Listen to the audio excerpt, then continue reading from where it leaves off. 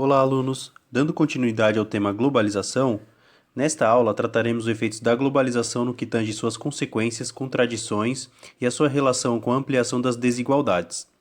A habilidade do currículo paulista trabalhada será analisar fatos e situações referentes à integração mundial econômica, política e cultural e comparar as características e fenômenos dos processos de globalização e mundialização.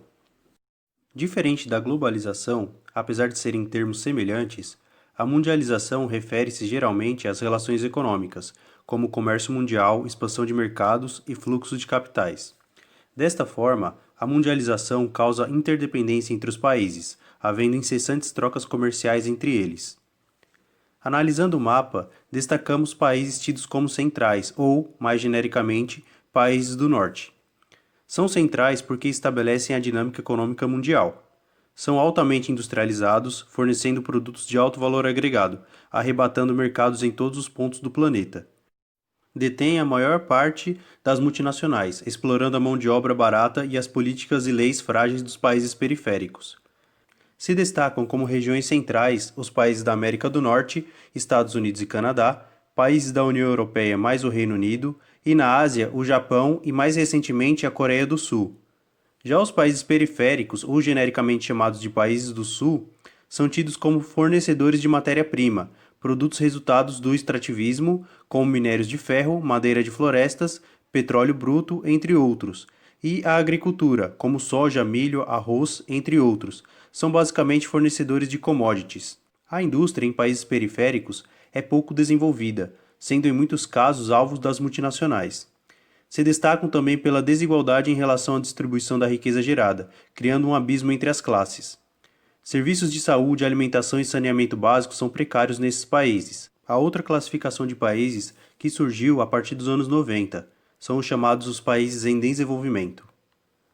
Os BRICS, sigla para Brasil, Rússia, Índia, China e África do Sul, se destacam nessa categoria, alternando entre o crescimento industrial e fornecimento de commodities, políticas públicas inclusivas e o aumento das desigualdades, etc.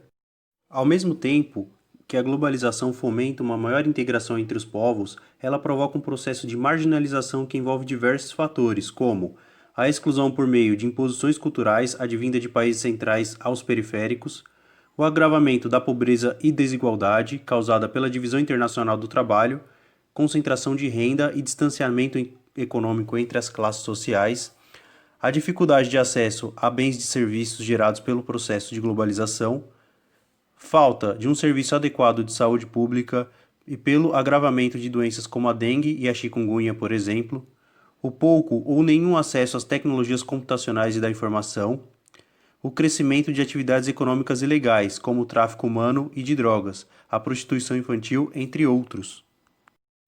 Este mapa revela a questão regional das desigualdades, onde os países do norte concentram o maior número de riqueza, produto interno bruto, dividido pelo número de pessoas, renda per capita. Note que nos países da América do Sul, como o Brasil, na maior parte dos países asiáticos e africanos, o nível de riqueza dividido pelo número de pessoas é inferior a 25 mil dólares em um ano. Assim chamado, o cálculo do PIB per capita é um dos indicadores de desigualdade global. Outro indicador é o Índice de Desenvolvimento Humano, ou IDH, que mede, além do PIB e renda per capita, fatores como educação, alfabetização, taxa de matrícula e tempo médio de estudo e longevidade média de vida da população. Observando a tabela, é possível notar que há uma disparidade evidente entre os países que compõem, em maioria, o eixo norte, em comparação com aqueles que compõem o eixo sul, principalmente os do continente africano. Os BRICS, já citados nesta aula, considerados países de desenvolvimento, melhoraram bastante seu IDH nas últimas décadas, devido principalmente ao incentivo de combate à fome, melhoria na educação e maior investimento na área de saúde e saneamento básico. O índice Gini mede o nível de concentração de renda, isto é, lugares onde há poucas pessoas com muitos recursos financeiros enquanto há muitas pessoas com pouco. O índice varia de 0 a 100, sendo mais desigual um país mais próximo de 100.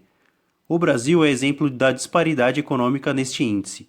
O índice de pobreza multidimensional mede vários aspectos, como renda, alimentação, saúde, educação, segurança e exclusão social. Analisa 10 indicadores, incluindo nutrição, taxa de mortalidade infantil, números de bens domésticos por residência, taxa de acesso a saneamento básico, água e rede de esgoto, acesso à rede elétrica. Neste índice, o Brasil se destaca por possuir níveis baixos de subnutrição. Os dados fornecidos pela ONU de 2018 no mundo apontam que 1 em cada 9 habitantes do planeta não tem o suficiente para comer. 150 milhões de crianças com menos de 5 anos sofrem de atraso de crescimento devido à falta de alimentos. 1 em cada 3 mulheres em idade fértil sofre de anemia. O relatório conclui que a variabilidade climática e seus fenômenos extremos estão entre as principais causas da fome no mundo. Bom, alunos, encerramos aqui essa segunda aula sobre a globalização e na próxima veremos sobre as organizações internacionais e como elas agem. Obrigado, até a próxima aula.